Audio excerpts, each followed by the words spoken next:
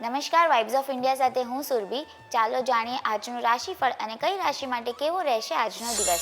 મેષ રાશિના લોકોએ પેન્ડિંગ કાર્યો ઝડપથી પૂર્ણ કરવાનો પ્રયાસ કરવો. જરૂરી દસ્તાવેજો સુરક્ષિત રાખો. સાસરી પક્ષ તરફથી કેટલીક સમસ્યાઓ આવી શકે છે.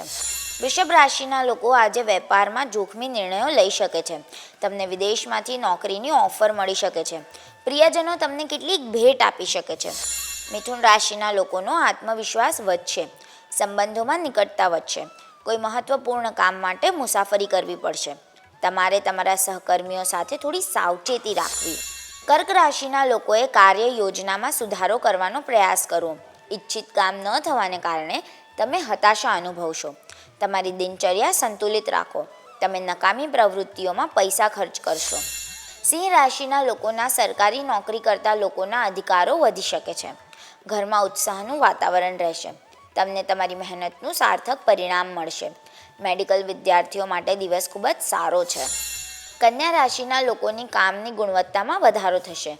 મિત્રો તરફથી તમને આર્થિક લાભ થશે. માર્કેટિંગ સંબંધિત ક્ષેત્રમાં તમને સારા પરિણામો મળશે. ઉચ્ચ અધિકારીઓ તમારી બઢતી અંગે ચર્ચા કરશે. તુલા રાશિના લોકો પ્રભાવશાળી લોકોના સંપર્કમાં આવશે. પોતાની જવાબદારીઓ પ્રત્યે સમર્પિત રહો. વિદેશ પ્રવાસની સંભાવના છે. લોખંડના ધંધામાં થોડી મુશ્કેલી આવી શકે છે.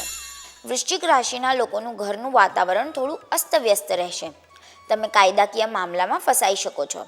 પરિવારના કોઈ સભ્યના સ્વાસ્થ્યને લઈને ચિંતા રહેશે. ધન રાશિના લોકો સ્પર્ધાત્મક પરીક્ષાઓમાં ઉત્તમ પરિણામ મેળવી શકે છે.